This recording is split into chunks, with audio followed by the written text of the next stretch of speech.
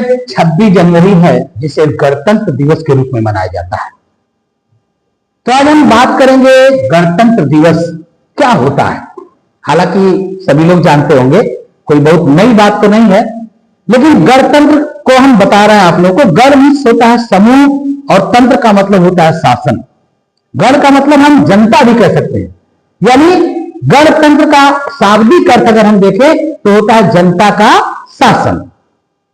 और क्यों इसको गणतंत्र कहा जाता है? क्योंकि जो है 15 अगस्त सन 1947 को हमें आजादी तो मिली थी, हम आजाद तो हो गए थे, लेकिन वह आजादी पूर्णतः आजादी नहीं थी। जब जो है 26 जनवरी सन 1950 को जब हमारा संविधान लागू हुआ, तब जाकर के हमें पूर्णतः आजादी मिली। क्योंकि 26 जनवरी सन 1950 या 1947 के पहले की अगर हम बात करें तो हमारा देश लगभग 200 से ज्यादा रियासतों में बटा हुआ था। तब भारत नहीं था, छोटे छोटे टुकड़ों में, छोटे छोटे नवाबों के पास, छोटे छोटे राजाओं के पास उनकी रियासतें हुआ करती थी। लेकिन जब 1947 में हमारा देश आजाद हुआ, तब से यह मुहिम चला कि सबको जो है एक में कंबाइन करना है। और जब सबको एक में कंबाइन किया गया, तब इसके लिए हमारे देश में संविधान लागू किया गया। और वह संविधान 2 वर्ष 11 माह और 18 दिन में बनकर तैयार हुआ। और वह संविधान 26 जनवरी सन 1950 को पारित किया गया।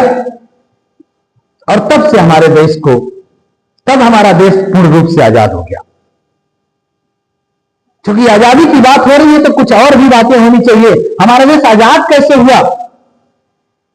मैं बता दूं कि उस दौर में लोग एकदम डरते थे अंग्रेजों से। अंग्रेज मनमानी करते थे, कुछ भी करते थे ब्रिटिशर्स। और तब जो है सभी लोगों ने अपनी अपनी भूमिका निभाई। कभी लोगों ने भी ऐसी ऐसी कविताएं लिखी, निबंध लिखने वाले भी ऐसे ऐसे निबंध लिखे, शिक्षक भी अपने छात्रों को इस तरह की चीजें पढ़ाते थे। माँ बाप भी कुछ ऐसी ही कहानियां, वीर रस की कहानियां, वीरता से भरी हुई, साहस से भरी हुई कहानियां सुनाते थे। फिर तब जाकर के हमारा देश आजाद हुआ। हम एक छोटा सा एग्जाम्पल आपको दूं। एक कवि जो है, एक कवि था और देखता कि एक पेड़ में आग लग गया था। पेड़ में आग लगा था। तो कवि जो है देखता है कि पेड़ में आग लगी है, लेकिन उसके साथ साथ एक पक्षी भी जल गया है।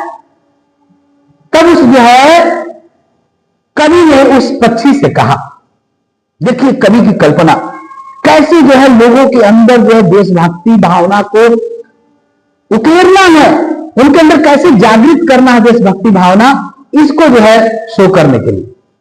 तब कवि कहता है उस पक्षी से कि आग लगी इस वृक्ष में, जला डाल और पात।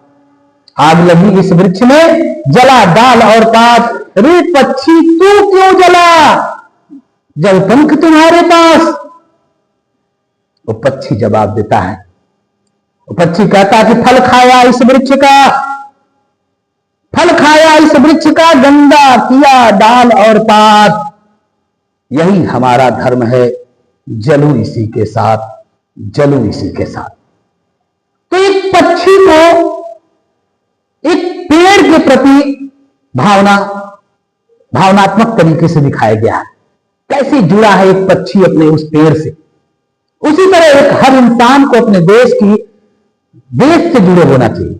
इस तरह की कविताओं से भी प्रेरित किया जाता था। और तब जाकर के ऐसे ऐसे लगभग सबका योगदान था, तब जाकर के हमारा देश आजाद हुआ। आज केवल इतना ही। Thank you very much.